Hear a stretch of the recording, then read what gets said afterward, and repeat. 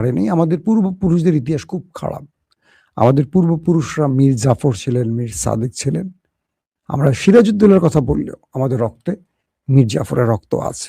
যেমন ধরেন, যে দলটি 15.5 বছর ক্ষমতায় আসতে পারেনি, মার খেয়ে পিঠ দেয়ালে ঠেকে গেছে, যাদের মাধ্যমে ক্ষমতা এসছিল জুলাই বিপ্লব, এখন মনে হচ্ছে জুলাই বিপ্লবীরা বাংলাদেশের সবচেয়ে বড় অপরাধী। আজকে বিএনপির চেহারার দিকে তাকান, ভালো করে তাকান। বিএনপির সামনে শত্রু আর আওয়ামী লীগ নেই। বিএনপির সামনে শত্রু হলো এনসিপি, জামাত আর ডক্টর ইউনূস। ভালো করে খেয়াল করবেন, বিএনপি টোটাল সোশ্যাল মিডিয়ার অ্যাক্টিভিস্ট, মাথামোটাগুলো, গর্ধবগুলোর টার্গেট এনসিপি, জামাত আর ডক্টর ইউনূস। তারা কোথাও আওয়ামী লীগ নিয়ে একটা সমালোচনা করছে না। যারা 15.5 বছর বিএনপিকে নির্যাতন করে একদম মানে কি বলবো তছনছ করে ফেলেছে। বিএনপির বেগম জিয়াকে স্লো পয়জনিং করে হত্যা করা হয়েছে, তারেক রহমানকে 18 বছর দেশে আসতে দেওয়া হয়নি। বিএনপির হাজার হাজার নেতাকর্মীকে গুম, খুন, ক্রস ফায়ার করেছে। দেখেন, বিএনপির টেলিভিশন টকশো দেখেন, সোশ্যাল মিডিয়া দেখেন, প্রত্যেকটি জায়গায় বিএনপি টার্গেট এখন জামাত, এনসিপি, ইউনূস। কোথাও আওয়ামী লীগ নেই।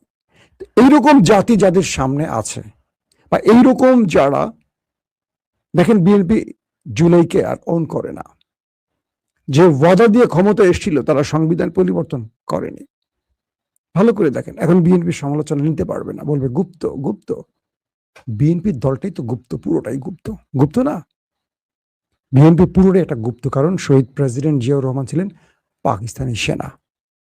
সেখানে তিনি গুপ্ত থেকে স্বাধীনতার সংগ্রামের, স্বাধীনতার ডাক দিয়েছিলেন, তারপর যুদ্ধ করেছিলেন। কিন্তু তিনি পাকিস্তানের পোশাক পরা পাকিস্তানি সেনা ছিলেন। সেই ঘর থেকেই, গুপ্ত থেকেই স্বাধীন মানচিত্রের পতাকা উড়িয়েছিলেন শহীদ প্রেসিডেন্ট জিয়াউর রহমান।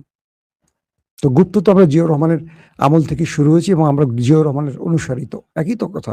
সো গুপ্তের বলে কোনো আঘাত লাগছে না। আসেন, আমার আলোচনার বিষয়টা সেখানে না, মাঝে একটু আমি আপনাদের কিছু মেসেজ দিলাম বাংলাদেশ সম্পর্কে, যারা শুনতে চান।